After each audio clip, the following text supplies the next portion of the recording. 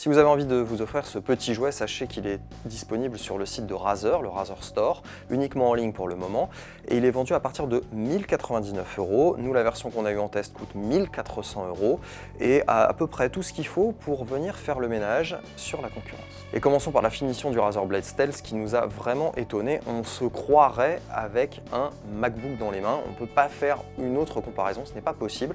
Tant le châssis en aluminium est vraiment réussi, il n'y a rien qui dépasse, c'est vraiment très bien fait. Il est tout en courbe et en ligne droite là où il faut, quand il faut. Et par rapport au dernier MacBook, lui a le bon goût d'embarquer une très bonne connectique, composée majoritairement d'USB 3 plein format, d'un HDMI plein format et aussi d'un USB-C, sur lequel on reviendra un petit peu plus tard.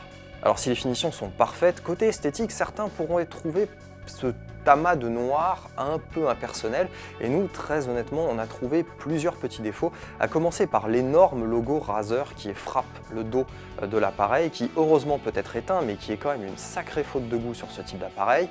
Et puis on va mentionner également les bordures tout autour de l'écran qui sont noires, épaisses, et on aurait bien aimé avoir un écran edge-to-edge, c'est-à-dire quasiment bord à bord, sans déperdition de place. Et puisqu'on parle de l'écran, disons-le franchement, c'est peut-être l'un des meilleurs qu'on ait eu entre les mains, en tout cas sur la famille PC. Une très bonne luminosité, un très beau taux de contraste et une qualité de couleur qui est plutôt appréciable. Ce qui fait que quand on regarde un film ou des photos, entre ce qu'on a à l'écran et ce qu'on pourrait imprimer, eh bien il n'y a pas trop de différence. Le rapport des couleurs est plutôt bon et ça c'est vraiment bien pour nos amis les photographes.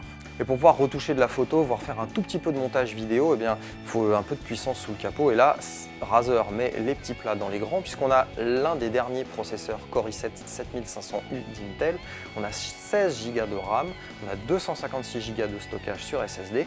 Donc la machine va vite, il y a vraiment de quoi se faire plaisir et de faire bien tourner toutes les applications, tant bureautiques que les plus gourmandes. Attention toutefois, le jeu 3D, c'est pas vraiment son cheval de bataille. Enfin, presque. Gamer, plus ou moins. En effet, Razer a le bon goût de proposer sur son site, en option, au prix de 600 € vide, le Razer Core. Alors le Razer Core, c'est quoi? Pour faire très simple, c'est un boîtier à l'intérieur duquel on va pouvoir venir brancher une carte graphique de PC de bureau standard qui va être alimentée par une petite alimentation présente dans le boîtier et qui se raccorde en Thunderbolt 3 USB-C sur le Blade Stealth. Le pari de Razer, c'est de vous permettre de pouvoir jouer avec cet ultra portable à la maison. Bien sûr, pas possible d'emmener cet énorme bloc avec vous parce que ça va violemment se sentir dans les bagages. Est-ce qu'on peut jouer ou pas avec le Blade Stealth et le Razer Core? Notre réponse est oui, car bien entendu, on va pouvoir avoir de meilleures performances qu'avec la partie graphique intégrée du processeur.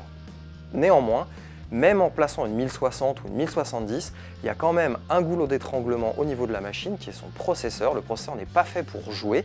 Alors si on pourra faire tourner la majeure partie des jeux en 30-45 FPS, eh bien il va quand même falloir y aller mollo sur les détails et aussi sur tous les effets de post-traitement parce que sinon au bout d'un moment la carte ne suivra plus et les jeux ne seront plus jouables.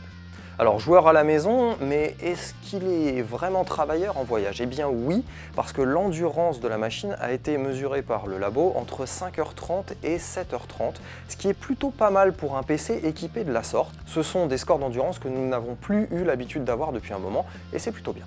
Alors, est-ce qu'il vaut le coup ce Razer Blade Stealth? Eh bien, de notre avis, oui. En tout cas, c'est un très bon premier essai pour Razer sur le segment ultra portable. Il vient se classer à quelques encablures des MacBook Pro dernièrement sortis chez Apple et il fait également très bonne figure par rapport à la concurrence des PC ultra portables bien établis sur le marché. Toutefois, il y a encore une bonne marge de progression et miser sur cet ultra portable pour se dire j'aurai tant à la fois un PC nomade que gamer n'est peut-être pas la meilleure des solutions. Peut-être que la solution est de n'avoir que le Razer Blade d'un côté et de l'autre, une vraie machine pour jouer.